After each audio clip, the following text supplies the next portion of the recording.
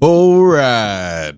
Welcome, everyone, to Season 5 of Working People, a podcast about the lives, jobs, dreams, and struggles of the working class today. Brought to you in partnership with In These Times magazine and the Real News Network, produced by Jules Taylor, and made possible by listeners and supporters like you. Working People is a proud member of the Labor Radio Podcast Network. If you're hungry for more worker and labor-focused shows like ours, follow the link in the show notes and check out the other great shows in our network. And please support the work we're doing here at Working People so we can keep growing and keep bringing y'all more important conversations. Leave us a positive review on Apple Podcasts and share these episodes on your social media and with your coworkers, your friends, and your family members. And as you guys know, the single best thing that you can do to support our work is become a paid monthly subscriber on Patreon for just $5 a month. Subscribe for $10 a month, and you'll also get a print subscription to the amazing In These Times magazine sent to your mailbox every month. Just go to patreon.com/workingpeople. That's patreon.com/workingpeople. Hit the subscribe button and you'll immediately get access to all of the awesome bonus episodes that we've recorded and published for our amazing subscribers. My name is Maximilian Alvarez, and it is so good to be back. Although, I guess the effect is a little dampened because, as I'm sure some of our listeners have noticed, we actually did put out a few great episodes on the public feed while we were on break, but we found out that the last two weren't showing up on Apple Podcasts for some dumb, glitchy reason. But our boy Jules got it worked out, and all of the pre-season 5 episodes are up there now. But for some of you, it's going to feel like you just got 3 new episodes in 1 week. So you're welcome, I guess. And of course, we've also been putting out bonus episodes during the break over on the Patreon feed, including a recent episode where Jules and I offered some thoughts for what they're worth on the horrific war in Ukraine and how we all need to keep our heads and fight like hell for peace. Now, I mean, folks have been asking if we would be doing any episodes on the war in Ukraine, and we are working to see what we can do. But if you're looking for more of our work in that realm, I would also strongly recommend, as always, that you check out Jules's podcast, No Easy Answers, and also check out the work that we've been doing at the Real News Network, because we've been doing a lot over there. We've been working overtime to bring coverage about the war, along with the many other important stories that we cover on a week-to-week basis. And it's actually partially because of how much work we've been doing over at the Real News that Jules and I needed to take a little extra time before launching Season 5 of Working People. But also, as I mentioned in another recent episode, we just needed some serious rest after finishing Season 4 of the show at the end of the year, which was by far our longest and most expansive season to date. But we are here now. We're back. And you guys have waited long enough, so let's jump right into the good stuff. So we're kicking off Season 5 with a special multi-part series on teachers and public sector unions in the state of Wisconsin. Now, you guys remember from last season that we ran a series of episodes that were produced out of our big filming trip in Wisconsin in the summer of 2021, which was part of a special collaboration between the Real News and In These Times magazine. And that series focused on farmers and community members in 2 rural counties in western Wisconsin who were and are fighting against the destructive onslaught of the factory farming industry. And if you haven't listened to those episodes yet or watched the videos that we published at The Real News, you absolutely should. I'm very proud of them. And, just like with the series we did on factory farming, some of the episodes in this new series will also be available in video form on The Real News. But we will also be publishing a number of interviews that we recorded on that filming trip. The great Cameron Granadino, my colleague here at The Real News, and Hannah Faris from In These Times, and I traveled to other parts of Wisconsin like Madison, Milwaukee, Racine, and the small rural town of Hortonville to investigate 2 intertwining stories that have kind of played a crucial role in the right-wing shift and the decades-long attack on workers and unions in a state that used to be a bellwether of the labor movement and of progressive politics in America. And, one of those stories is the story of the passing of Act 10 in 2011 under Republican Governor Scott Walker, which was, frankly, a hammer blow to public sector unions around the state that stripped them of their collective bargaining rights, put a chokehold on unions' ability to function, and, just building on the truly disgusting vilification of teachers especially, and public sector workers in general in the wake of the Great Recession, Scott Walker and the Republicans also pushed Wisconsin to become the 25th quote-unquote right-to-work state in 2015. And so, a big part of our trip in Wisconsin and a big part of this series that we're starting season 5 with focuses on talking to teachers and organizers to see how a decade after Act 10 and the historic protests against it at the state capitol, they are still fighting to recover, to rebuild out of the rubble, and to build worker power in Wisconsin.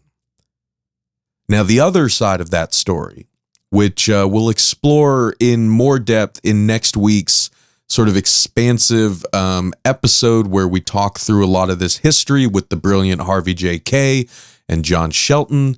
Now, the other side of that story, which we'll actually explore in more depth in next week's expansive episode where we walk through a lot of this history with the brilliant Harvey J. Kaye and John Shelton, is the story of a historic teacher strike that took place in the small town of Hortonville.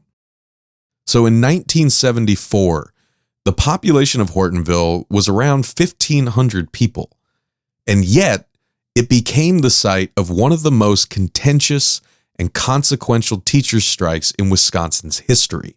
Over 80 striking educational staff members in the Hortonville district were fired by an intransigent school board, and the strike itself ripped the community in two. Between the teachers, their supporters, local police, and the townspeople who were virulently opposed to the strike, things got very ugly in Hortonville. And, the legacy of that broken strike left a really deep scar on the town and the school district for many, many years. And, in many ways, and this is one of the things that we'll be exploring in this series, I think the sort of cultural hostilities, the conflicting and clashing economic pressures, and the just vicious union busting that played out in Hortonville kind of set the stage for this statewide showdown over Act 10 that happened nearly 40 years later. And, I could go into all of this, but again, we want to get right into the interview. And so I would say if folks want to read more about the Hortonville strike, which you definitely should, I would highly recommend reading a really insightful article by the brilliant scholar and friend of the show, Eleni Shermer, called When Solidarity Doesn't Quite Strike, the 1974 Hortonville, Wisconsin teacher strike, and the rise of neoliberalism. So as always, we have included some links in the show notes for y'all, including a link to Elaine's great article. Now, it was in Hortonville that I got to talk with Amanda and Jeff Frenkel, two amazing K-12 teachers in Hortonville and union organizers with the American Federation of Teachers. And we talked about the challenges that they and their coworkers are facing today, now, and about the ways that they are working to rebuild nearly 50 years after the Hortonville strike and 10 years after the passing of Act 10. This is their story.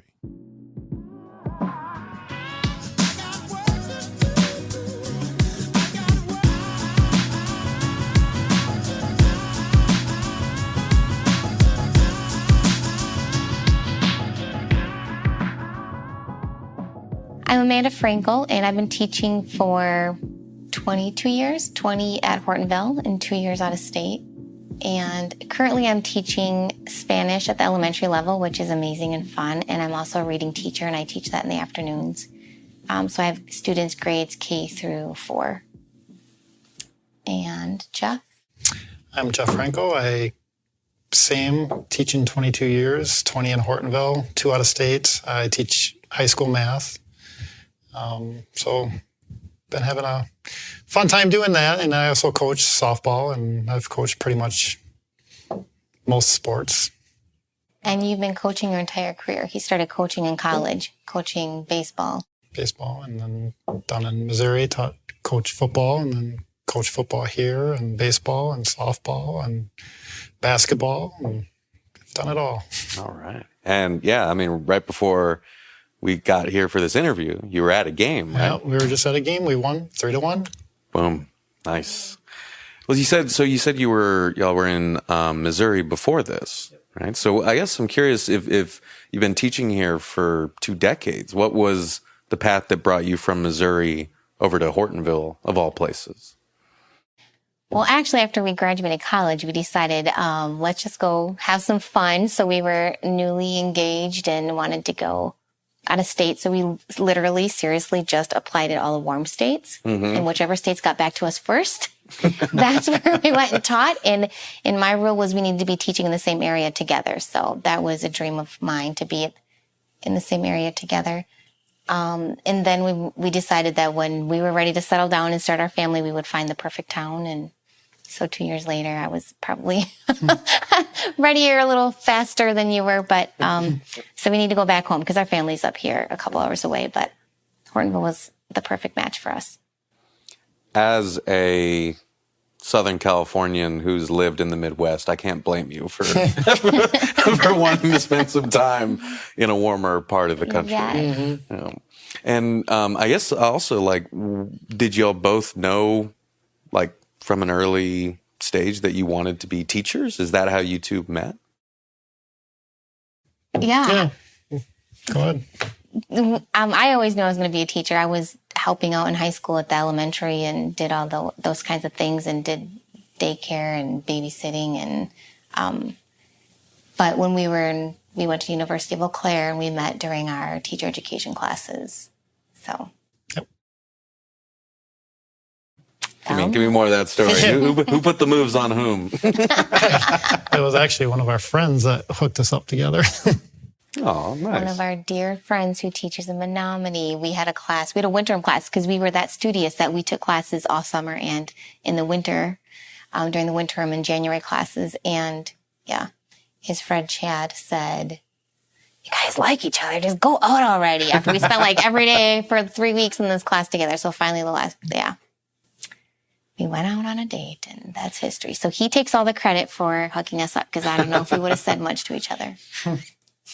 Oh, that's cute. And you said that you all have family in the kind of northern part of Wisconsin? Yeah, we looked in the Fox Valley. We knew that this area was growing quite a bit. I had a girlfriend that lived in Greenville who I went to high school with. So we were best friends. And she said, if you want to come teach, Greenville is happening. It's growing. It's getting bigger and bigger. So when it was time to move back, we moved back to this area, but we had family within an hour. Like, I really wanted to be closer to family, like an hour away. Mm-hmm. And he said within a couple hours. So that was our compromise. Mm-hmm. So. Can we talk more about that process, right? Was when you said, okay, we're going to move back to Wisconsin. You had a friend in Greenville saying this is the happening place. But like, yeah, I mean, Hortonville is pretty rural, right? It's, this is my first time here, and we drove kind of far away from the city to get here. So I guess could you talk us through like what it was like between the two of you as you were looking for where you wanted to plant your roots, start a family, and also like become like a teacher and build a career in that community? So we came back home and we applied in the Fox Valley in general, but Hortonville attracted us because it was a big little town. I'm from a very small town. My town was barely 1,000 people growing up, and he was from Merrill, which was bigger. Well, it was about the same size as this. Mm-hmm. As this. And so we were attracted by the feel of the community. And then, we applied at all these places in the Fox Valley, and then we went out to dinner after all of our interviews, and the waitress said, "Oh, you're dressed up. What's a special occasion?" Like anniversary, all this stuff. We're like, "No, we interviewed for teaching positions in the area, and we have offers at these places, and we're not really sure where we want to take." And she said, "Oh my gosh, my kids go to Greenville. You're going to love it here. Like, Hortonville Area School District is amazing. You're going to love it, and we wouldn't change it for the world." And for me, that kind of sealed the deal. Yeah, and I think because I had an offer in another school, but there I would have been, I would have had a classroom, but during my prep time, I would have had an office. I would have shared an office. And at my job in Missouri, I was a traveling teacher. So I had my first year teaching, I had 4 different classrooms for 6 classes. And then my second year teaching, I had 2 classrooms, and I didn't have my own room. But in Hortonville, I was guaranteed a room, and I had my own room the whole day. So, I mean, that was one of the biggest deciding factors of, do I have my own room, or do I have to share or travel? So I know. Go, please. Well, because then he was offered that position because he was teaching math, and math teachers are a little bit more in demand than elementary teachers. Mm-hmm. And so then I said, well, if he's going to teach there, our plan, because we were newly married and wanted to build a family in the community, I wanted to make sure that wherever we stayed, that this was a lifestyle choice, because I was adamant that we were going to raise our family in this community and that we were going to do it together. We'd have the same teaching schedules, same calendars. And so I wanted to be hired in the same district. So I told them they could not hire him unless there was something available for me, because we had other options. And then luckily there was a limited term position that got my foot in the door. So that was very helpful. And we've been here since 2001. That's great. I mean, it just makes me think that, like, there's so many other jobs where that's not even an option, right? Like to kind of see your career in those terms. Like, because as a teacher, as we were kind of talking about before we started recording, right? It's like you were actually seeing generations of the community that you're in grow up. You're getting to know them. You're getting to know their families. Like, educators are some of the most kind of deeply entrenched kind of workers in any community, right? And that's something that, in so many other jobs, you have no attachment to the people, right? You just go to an office building. I mean, or maybe when I was a delivery guy, I would meet the regular people who would order pizza, right? So I got to know them well, but I wouldn't say I was a fixture in the community when I was delivering pizzas. And so I kind of wanted to ask, by way of talking about kind of how your working life has gone in Hortonville and maybe how it's changed over the years, like what that kind of community aspect, like what that looks like for a teacher in a place like Hortonville. Like, could you just talk a little more about what it means to both of you to be part of that community and why it was such an important part for you when you decided to move here? I think for me, I just want to be part of the community because I feel like it takes a village to raise a child, and I feel like they're all our children. So to me, that was very important, and I wanted my children to grow up with strong role models, and I was able to get that through neighbors who were also teachers in the building, who also maybe went to the same church as us or their friends at other churches. And like for Jeff, I've seen it over the years. that community that he's built with his players. Mm-hmm. Because like you've said before, when you have your players on the field, you have that relationship in the classroom too, and that carries over. And I think that's huge for teachers. So if kids know that you're part of the community and you're invested in them and you know their parents, they're going to work and do their very, very best for you every single day. Well, and I know that, as y'all know, like part of why we're here in Hortonville, right, is to, look at like the history of the teacher strike that happened here in 1974, right? What that meant to the community. And I know that kind of for folks who are watching this, I would highly encourage you to research that history. But, that was always kind of a fundamental tension in that history was that, I think at the time in 1973 and here in Hortonville, there was a big split between kind of, the more kind of farming community, the people who live more in town, and then the teachers in the school district, who at the time, I think it was around 3/4 of them did not live in the district. And so there was, especially at the time of the strike, when those tensions were running high, people were saying, "Oh, you're not part of the community. You're outsiders," so on and so forth. So I know that is kind of something that is, deeply entrenched in the history of Hortonville itself. But yeah, I mean, you're right. I think about my coaches. My dad was a coach for us, and even today, if I go back home, I see people I grew up with who ask me about my dad, right? Or if they see my dad, they tell him about what they're up to, right? And what they're doing. But it really is, yeah, I love the way you put it, Amanda. It takes a village to raise a child. And I don't know. I guess I wanted to ask kind of like what that looks like on a day-to-day level as you're teaching, right? I mean, because you also have to deal with a lot of school children or high schoolers, and they're not always the most pleasant. I say that as someone who was not a very pleasant high schooler. So could we talk a little bit about from the time that y'all got here 20 years ago, maybe to now, like, what your sort of work in the Hortonville School District looks like? Like, what's a typical week been for you? Like before the pandemic? Yeah. Well, it's a lot of work at school. I mean, you're there for many hours, and then, like in my situation, like tonight, I got home after 7:00, and and just luckily this year, my daughter's with me on my team, but you miss out on some things, and my other son, he's in baseball, so I end up missing some of that, and so it's you're putting in many times 12-hour days during the week, and just.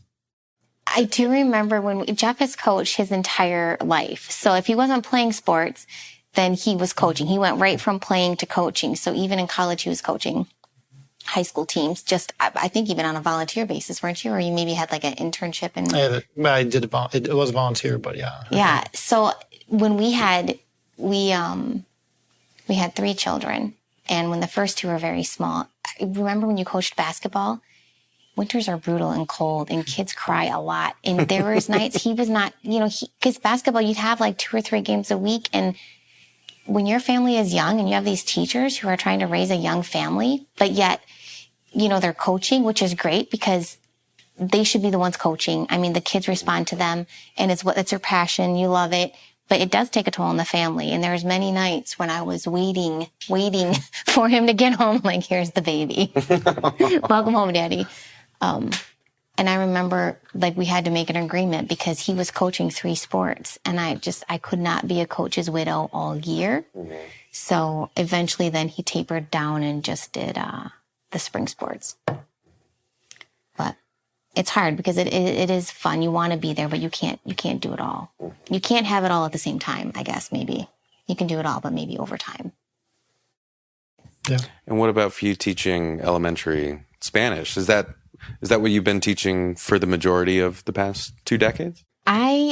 Well, that's kind of funny because I keep going back to school and getting more licensures and more degrees because I enjoy learning. And so I started out teaching middle school Spanish and language arts, and then I switched to teaching 4th grade of regular elementary, which was amazing. And then there was an opportunity to teach ELL in Spanish, which was amazing. And then we built a new school, and they asked me to teach the Spanish there. And I also have a reading degree, so I teach reading half-time too. So I've been a lot of different places. It's been great because it's been a good experience. And I think out of the 5 buildings in our district, I've taught at 4 of them. Wow. But it's been interesting because I can see kind of the inner workings of the system and people and administration and other colleagues, and it's been great. Can we talk about that since you've been in all corners of the district, or almost all corners? I guess for folks who have never been to the Hortonville district, or who really know what kind of like the school system in a more rural district looks like, what does the district here kind of look like? What are those 5 buildings that you were talking about? We have 1 high school. It used to be a K-12 building. We've grown so fast that now we have 3 elementary buildings, 2 middle schools, and the high school. The nice thing about, they're growing. They're still growing. Our enrollment's high. Up every year. But I like the way it's set up at Hortonville. We have the 3 buildings on the same campus, so the high school, the middle school, and the elementary, and they work really well together. You have middle school kids going over to the elementary to help. You have middle school kids going up to the high school to take high school classes. You have high schoolers going down to elementary and middle to mentor. So that's amazing. And then the Greenville side, we have 2 elementaries in Greenville. The first Greenville Elementary and then North Greenville. And Greenville Elementary has a middle school next to it. And they keep passing referendums. And the growth projectile is insane, and I don't know what they're going to do for the next building. But is the growth like kind of a population boom, or is the district itself just expanding? Or both? I think it's a little bit of both, but I think there's because from what I understand, like the Appleton area or somewhere around there, they're landlocked, so they're not allowing more students to come in, but Hortonville's taking them all in, and so everybody's building on the outskirts of Appleton, which is Greenville. And Greenville has the space to build, right? And then we also and then we have Ellington has space to build, the town of Center, so everyone's kind of building out. Taxes are a little lower in Ellington. I think Greenville, the location, because it's close to Appleton, a lot of families work in Appleton. And I do feel like that people are attracted to Hortonville and Greenville because it's still that big little town. Mm-hmm. Like they still have that little town feeling. It's very family focused but it's big enough where your kids have a lot of opportunities. We teach Spanish we start at 2nd grade. Yeah, that's better than I had. And I grew up in Southern California. That's a luxury. There's not a lot of buildings that do that. And I think a lot of the things that they offer, even at the middle school and the high school, the programs that they offer, being considered a small town. Hortonville is maybe, 1,500 people? But that's not our student enrollment is pretty big. So they have a lot of good course offerings.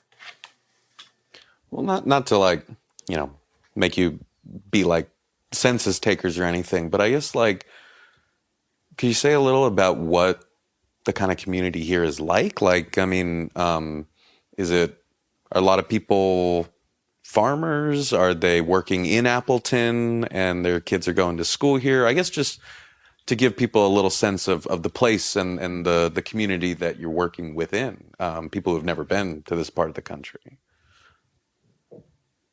Go ahead. Yeah, I'm trying to think. It'd be more, because I think there's, if you're in Hortonville, there's more. It used to be a bigger farming community. I don't know if it's as big anymore. With Greenville, there's more people that I think that work more in Appleton, and so they're more entrepreneurs. Yeah, things like that too. Yeah, it's hard to say. There's a lot of similarities, but there's a lot of differences too with the two.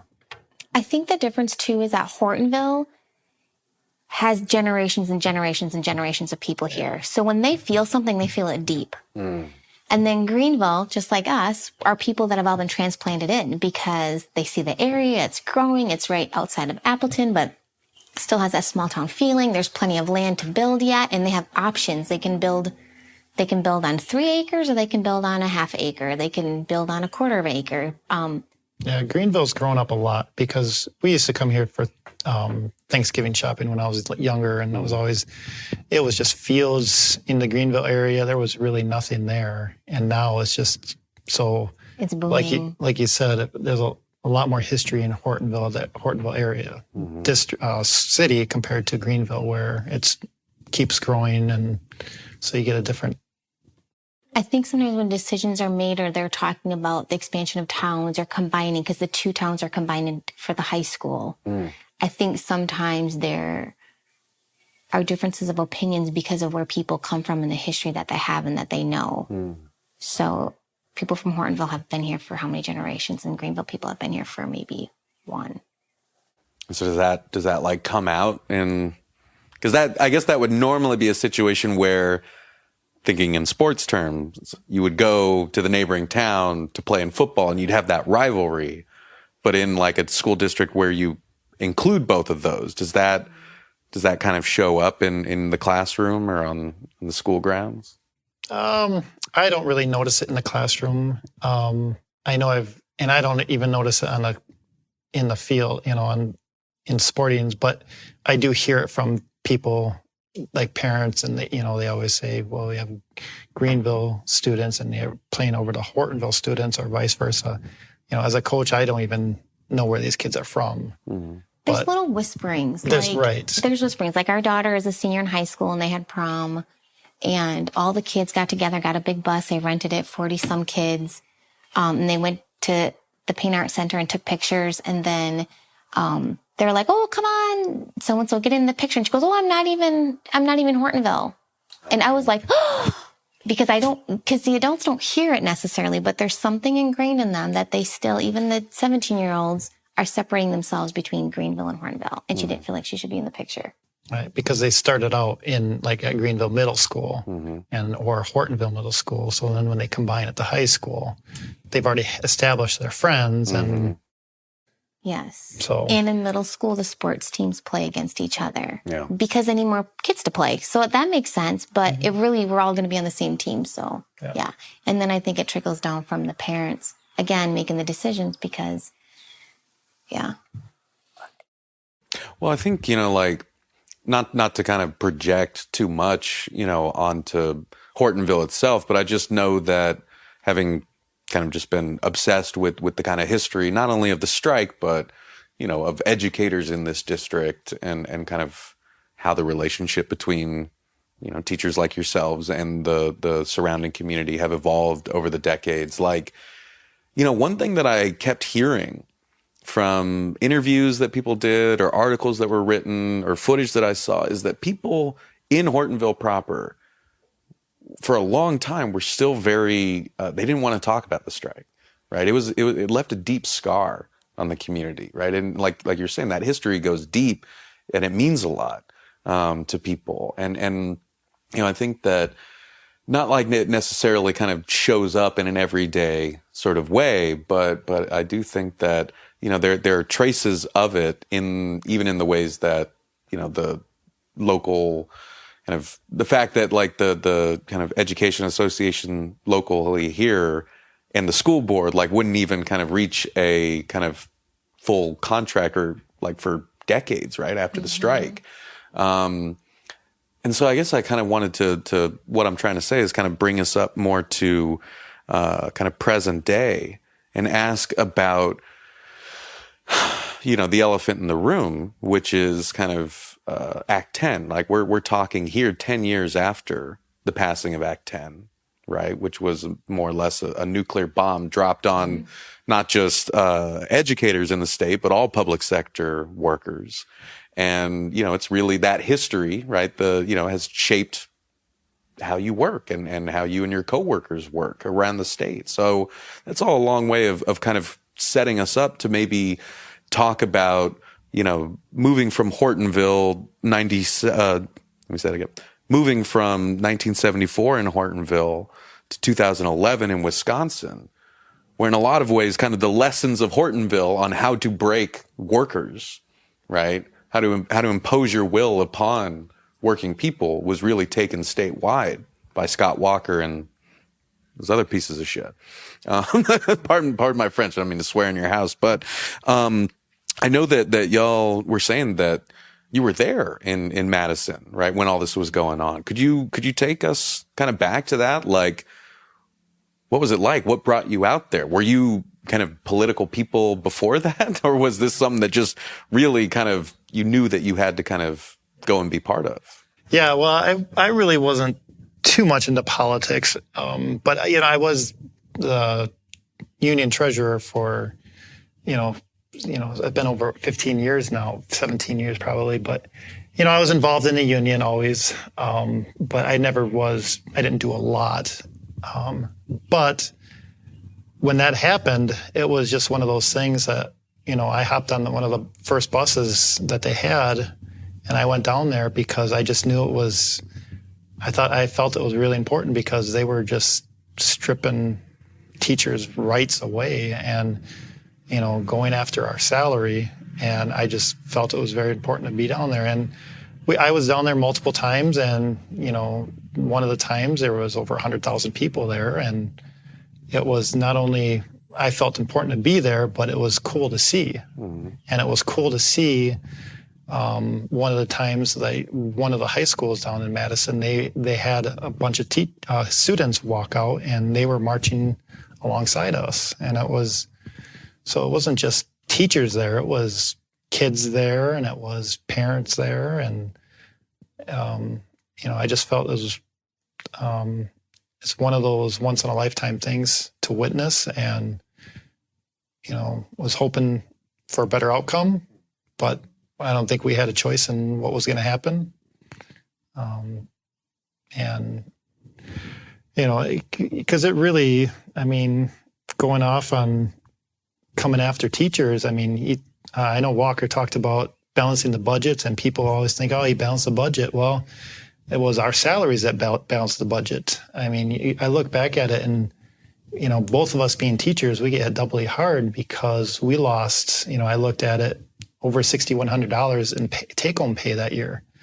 And people say, and the biggest thing they say is, well, they had to pay their 5.5% towards retirement because the school board was paying that. Well, that was always negotiated into our contract and our salary. So we took less of a salary, so that would be going towards our retirement. And we always took less salary because we wanted better insurance.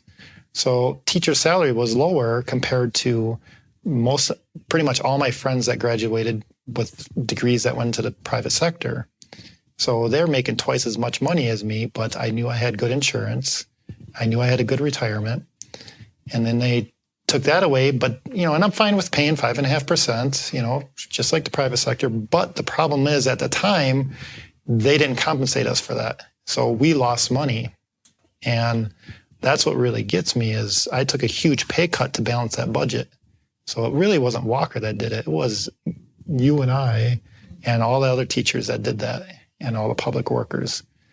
And then I look back at my old pay stubs, and it took me over 7 years to get back to a comparable salary of take-home pay that I did before Act 10.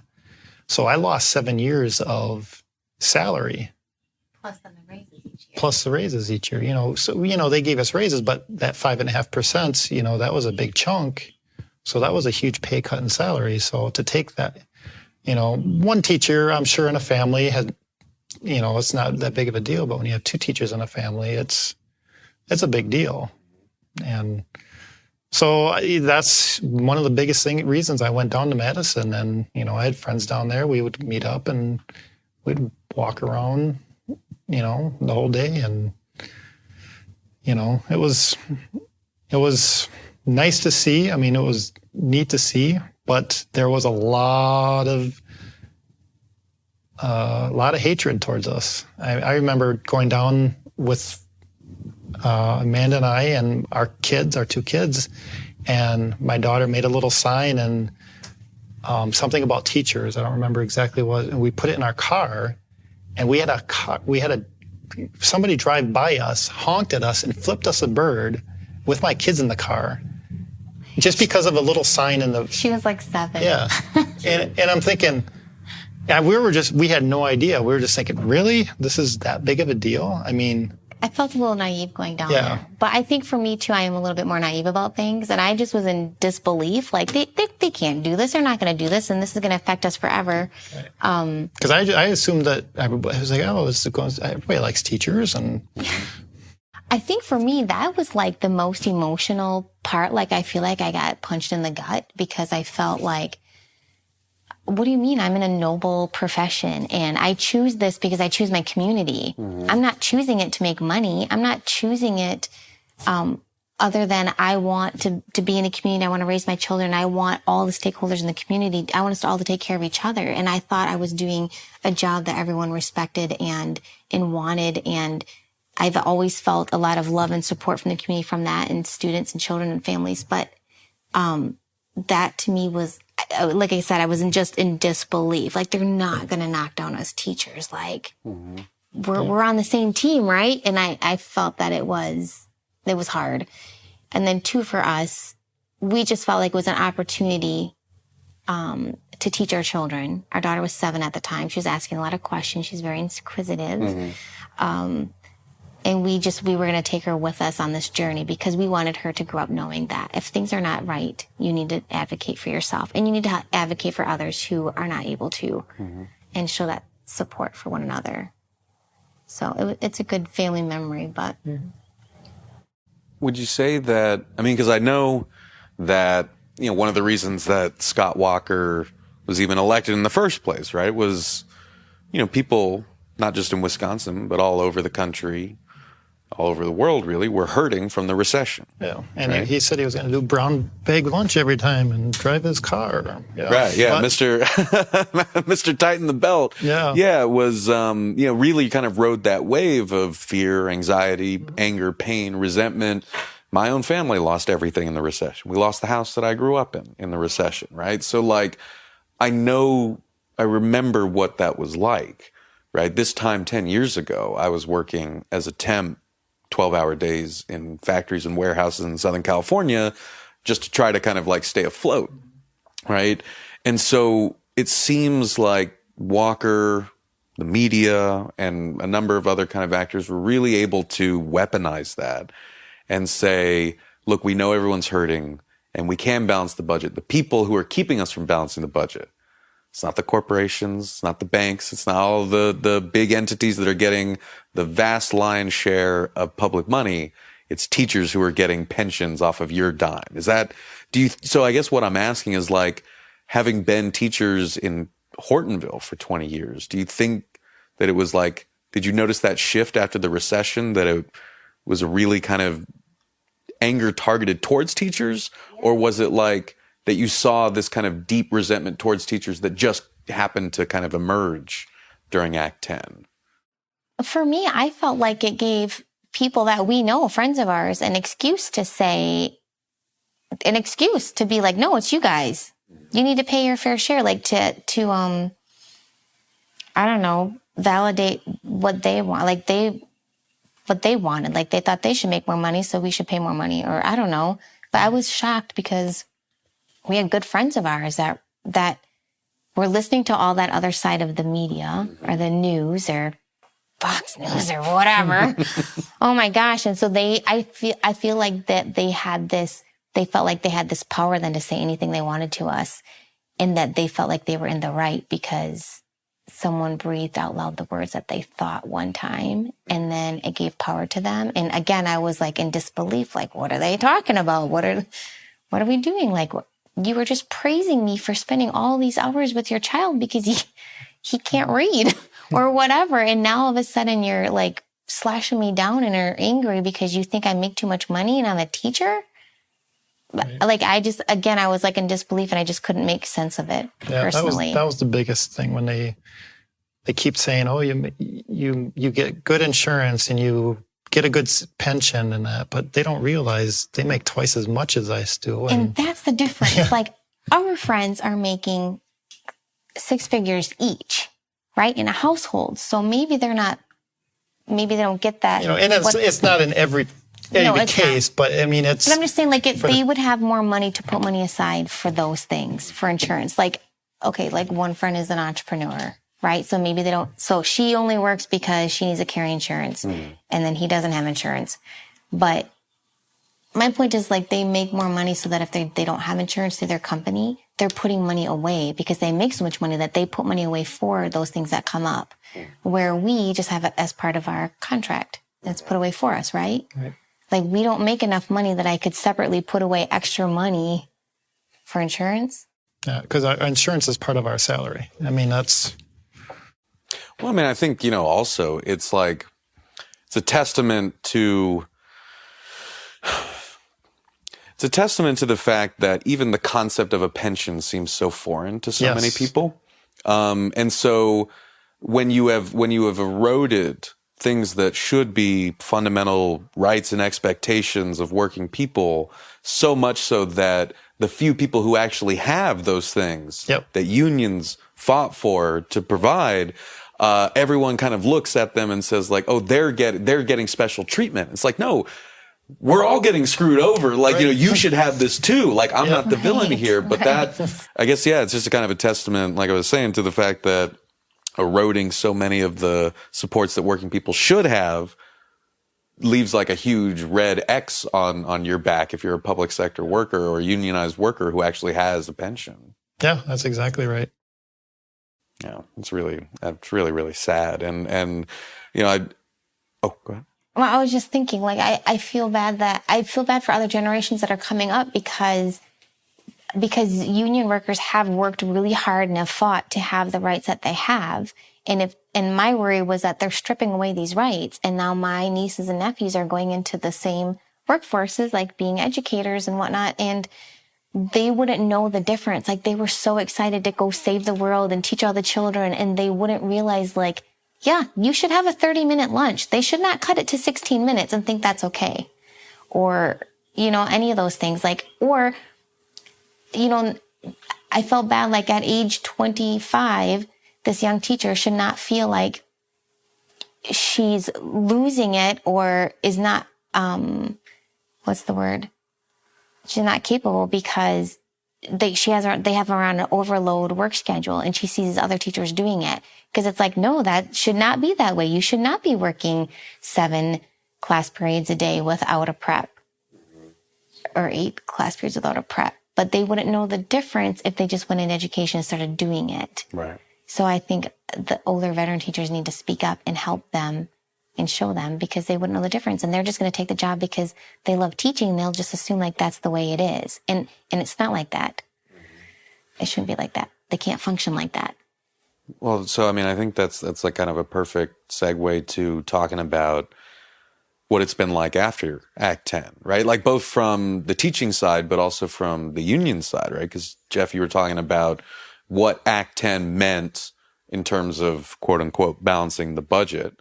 But there were also very clear union busting provisions baked into Act 10.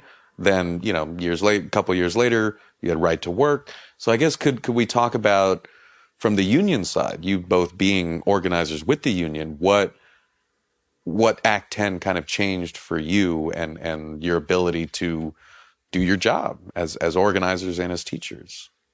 Yeah, I think the biggest thing is that, we've lost a lot of members because we're not able to go to the negotiation table with the school board anymore. We would, when I was on the negotiation team, it was always, we would bargain for things in our contract, as far as, could be anything from working conditions to salary. Salary is always the biggest thing, but, just language in the contract. And so we would always talk with the school board. So we would always be together and we would, we'd go back and forth and we would come up with a compromise. And we'd do that every year, but now we can't even talk to the school board. We can't do anything. So a lot of our union members have dropped because of the school board is going to give us a salary no matter what. They're at the end of the year. They in September, they'll tell us, all right, this is how much you're going to make extra this year. They feel less empowered. Yeah. So I feel like they were feeling a little defeated. So we've been working to raise our membership numbers again, but that really did hurt our union quite a bit. Yeah, I mean, we went from 100% to, maybe a fourth, 25, 30%. And so, and that was the biggest thing that they wanted, was to just go after unions and bust them up because they felt they had too much power. And with anything, you have power in numbers.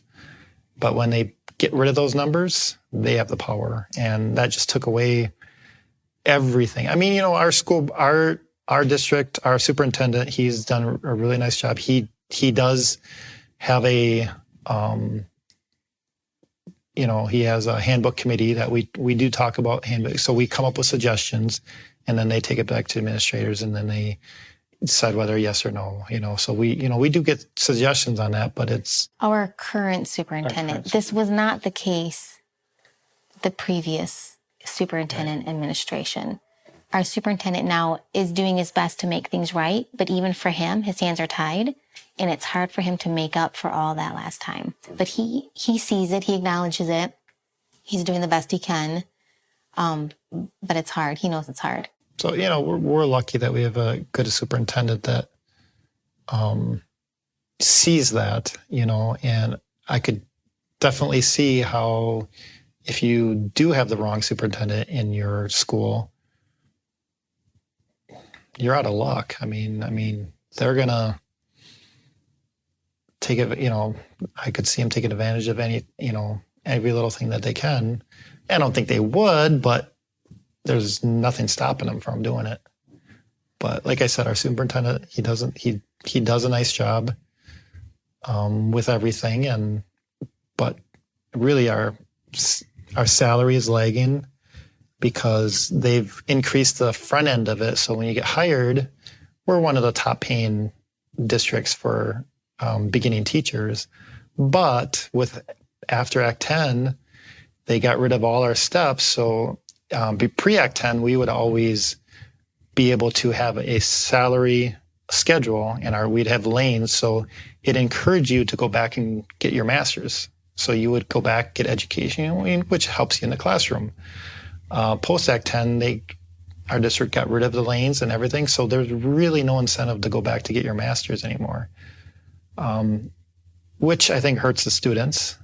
And so those newer teachers, they come in a high salary, but they're stuck. I mean, you get your percent increase of whatever they give you, and they try to do the best they can, but you're pretty much stagnant for, if you're starting at, let's say, just 43,000 as a beginning teacher, it might take you 7-8 years to get to 50,000. And when you compare that to what it was pre-Act 10, or just with, I always look at it as people who have the same degrees, and you go to college for your specific area. I mean, a lot of kids are coming out of college, going to, the workforce. They start at 50, and then a couple of years, 60, 70, 80, it just keeps going up quicker. Yeah, that was like the saddest realization when I had a girlfriend of mine. She was close to retirement age. She was maybe like 3 years away from retirement, and her son had got his first job out of college, and he was making well over her salary that she had been making close to retirement. And he was 25 years old. Yeah, and like you were saying, it's like the starting salary is attractive, but then you basically get kind of stuck in that. Right. And then you add on top of that everything else that you were talking about. Like, again, the whole marketing of Act 10 is a balancing the budget thing. Mm-hmm. It's like, if you look at the actual details, not even the fine print, if you just actually look at the thing, it's like, well, no, that was a pretext to bust unions. That was a pretext to make workers more, less empowered, like you were saying, to give workers less power, to make workers more exploitable, more quote unquote flexible. Because then you also have these provisions where Act 10 not like limited what you could bargain for, like you were both saying. It made unions have to recertify themselves every year, not with a majority of the people who voted, which is normally what happens in union elections, but the majority of a membership, right? So you're essentially like you're stacking the deck, you're baking into the process what you know are going to be mechanisms that are going to reduce union membership, union density. And it's been borne out. And they charge you to do it too. And they charge you to try to recertify. So you have to pay to recertify. And we tried to do that the first couple of years, and I think it was like $200 or $400. And we just don't have that kind of money to do that every year for our union dues. It's like, well, and then also, like you were saying, you guys are teachers, you have families, you're coaching. If you're going to like get 50% of your membership to vote when they need to every year, that also takes a lot of work, right? So in a way that's also labor that you're kind of doing for free. And so, I mean, I think, we painted the picture enough for people to know Act 10 did a lot of damage, and it did a lot of intentional damage to workers like yourselves and people across the public sector. And we know that it has made things incredibly hard for people to organize, for workers to band together, to demand what they deserve.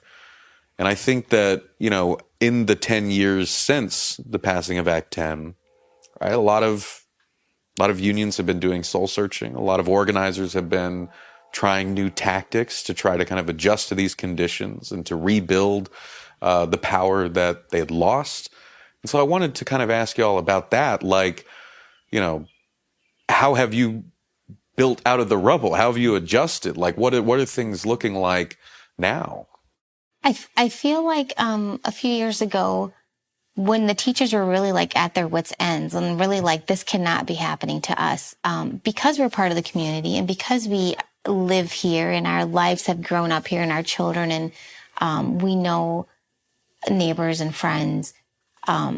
There was a couple people in the community that stepped up and said, this is not okay. And we're like, we know, like, yes, please. Like, and they said, well, just tell your bosses, tell your principals. And we're like, it doesn't work that way, So, then one mom said, a friend, obviously, said, well, I'm going to run for the school board. And we said, okay. And she was like, really? And we're like, yes, like, that's what we need, because you have seen it. You've seen it on both ends. Like you see what we're going through. We're not lying to you when we're telling you these things, but the way it's portrayed through the school board or the school notes or the website or the notices, it's not always what it seems to be, even though everyone is trying to do their very best and they have good intentions, but there's some information lost in translation. So she was like, all right. So she had no experience in local politics, but she said, I want to do this for you teachers, because I know that every single one of you is coming from a good place, and I know that you're here for our children. So as a union, we decided to back her. We had our representatives from the area come and help us organize as a local union. We spent nights in her house talking about our voters lists. Everyone speak to 5 people. We did the going from door to door, knocking on doors. And we really lifted her up.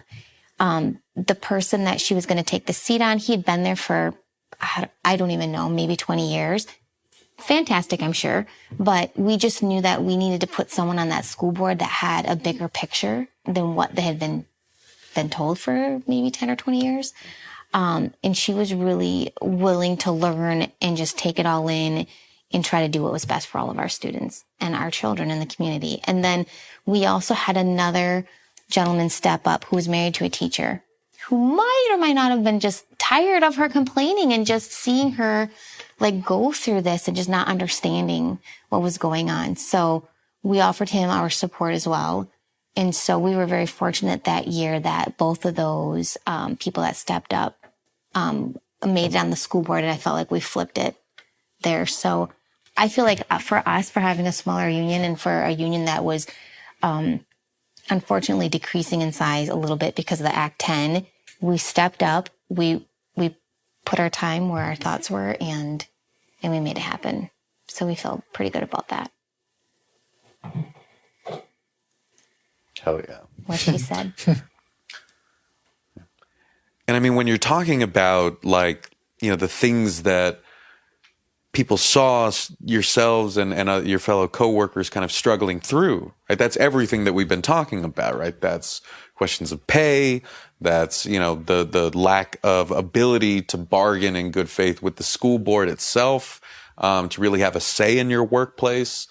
But there's also things that, you know, have kind of, we've touched on a little bit, but there's like teaching loads, right? There's the amount of prep time that you can have for, you know, preparing for teaching 7 periods in a row, right? So there are a lot of things that are kind of baked into that exhaustion and frustration and kind of the daily grind of being an educator. But, you know, I think that, you know, what's really, I think, incredible when you take that sort of long historical view, especially when we're talking about Hortonville, right? I mean, because that strike in 74, it did not end well. Right, like Act 10, right? It's a real painful memory for the movement, right? I mean, you had over 80 teachers who were fired by that school board because the school board would not bargain in good faith with them. They were intransigent. Every time the teachers tried to offer a compromise, they would just say, no, take what we offered or leave it. When the teachers were getting more and more fed up with their high teaching loads and everything like that, they authorized a strike. And then Hortonville, unlike so many districts around the state, took the extreme step to fire everybody. Things got uglier from there. But the point that I'm making is that for years and even decades after that, teachers in this district, like, there was no negotiation between them and the school board. There was an iron wall, more or less, between the two. You only really had kind of a neutral outside arbitrator was the only reason why anyone had a contract in this district to begin with, until like the 21st century, when you two kind of came in, when you had this kind of, hopefully a bit of a turning of the page into a new era for this district where teachers could bargain and rebuild some semblance of a union, only to kind of have the wind knocked out of you with Act 10, right? So it's like you just got a kind of footing to kind of rebuild after the long process of healing from Hortonville, and then Act 10 comes along and makes things harder again. So I think it's really incredible in that sort of grand scheme of things that y'all have managed to still retain a union in general, right? To still build, right? And to still kind of have people invested enough in the future of educators in this district to actually flip 2 school board seats. Like that's pretty incredible, right? And so I guess I wanted to kind of ask, you know, looking forward, like where the two of you and your coworkers and this community feel the building needs to happen and what needs to be done to really kind of restore that power among the workers in Hortonville. I feel like we're on the right track. I feel like our union's been very active with, of course, getting those 2 school board members voted in. And we have a new superintendent who's been with us maybe 3 years. 4, maybe, I don't know. Maybe 4. But he's done a phenomenal job. His hands have been tied with a few things, and he's making up for lost time. But he has been honest, and he's very transparent. He came to us and said, what do you need from us? And the first thing I said was, we just need transparency. Like, we need to know that we're all on the same page. And he has honored that since day one. But he also lives in the community. So in all areas, he's invested too. So he wants everyone to succeed. So when we started talking to him, because our union would meet with him once a month, and by union, I meant our one representative would go and meet. He was open to our ideas and talking about those things. Around the same time, we had started the path with our professional learning communities, and that had been going very well and strong. And so he's honored all those conversations, and he has always tried to do the best thing and the right thing by teachers and for kids, and lives our mission about moving all kids forward, learning at the highest levels. And even during this year, like during COVID, when we teachers were like, this is too much. Like, you cannot have us do there's not enough hours in a day where we can teach kids virtually and have a separate class for them and then teach these 8 hours of kids here. And then also worry about the kids that are quarantining back and forth and assessing and having that all on. And he was one who offered grace. We got you. And right away he said, what do you need? And he listened. And he was probably, for me, the first superintendent who listened and then followed through. So we said, we need more time. We need time to prepare those extra things.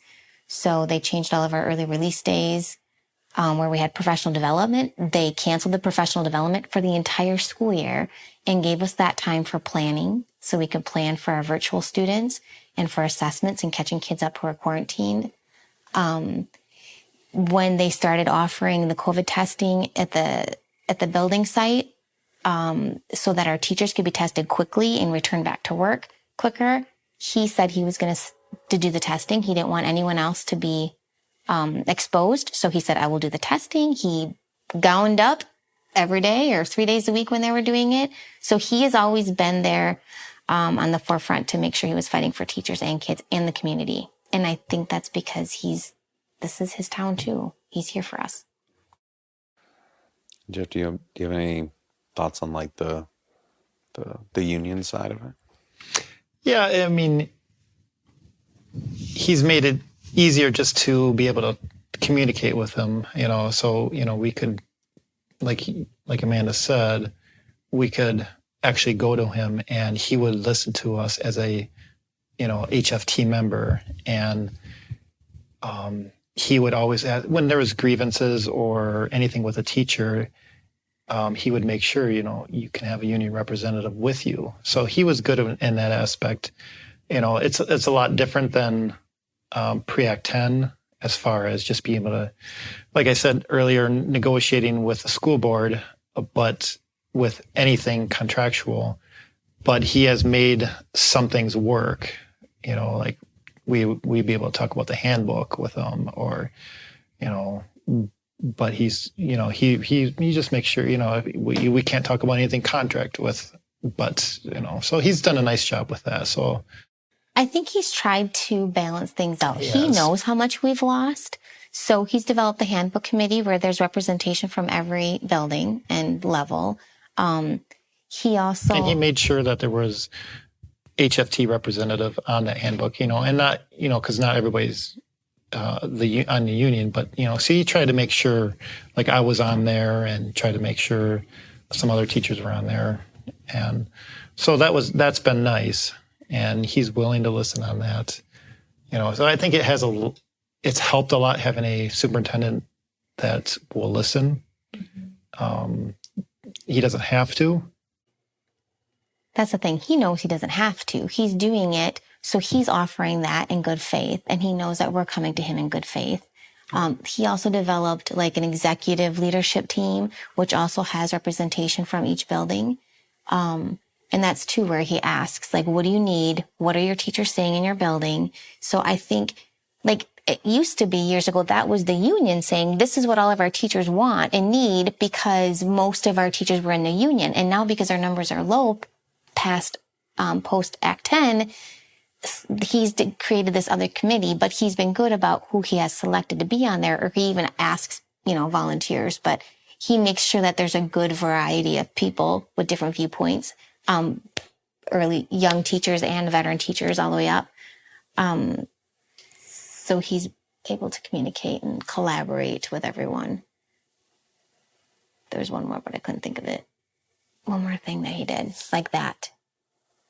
Oh, and then the listening sessions. So he also has the listening sessions, and he'll sit down for 2 hours and ask teachers what they need. And if he has answers right then, he'll give them to you. And if not, he will say, I will get back to you on that.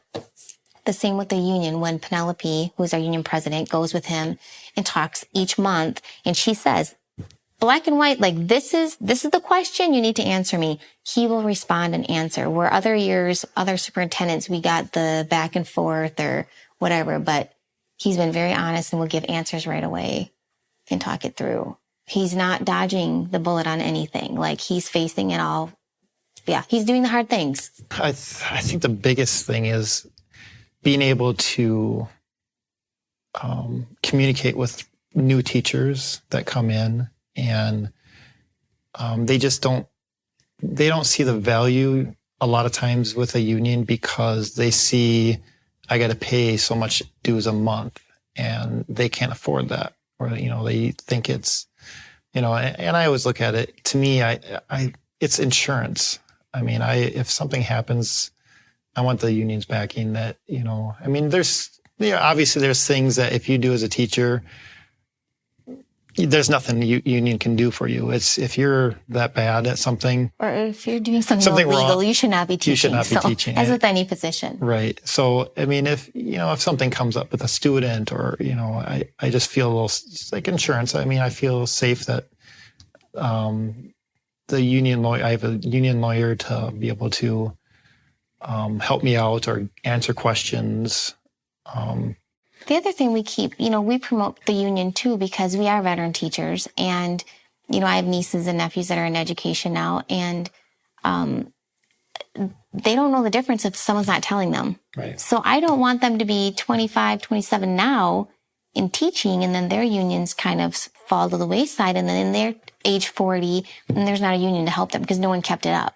Because the only reason they have all these rights and great things is because people are working toward it every year. So I feel it's our responsibility to keep educating them and promoting our union so that it continues to go. Because just like my dad was a factory worker and he had a union, and I mean, really, that's how you get things done. I mean, you get your anything safety related, or to make sure you get your breaks and that. I mean, he was.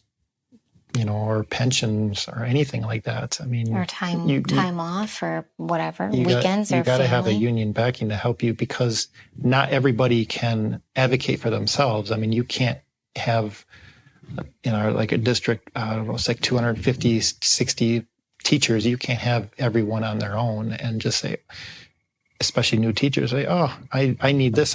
Well, it's a lot easier to do when you have a big membership to help you out, compared to going on your own. It's just, it can't be done."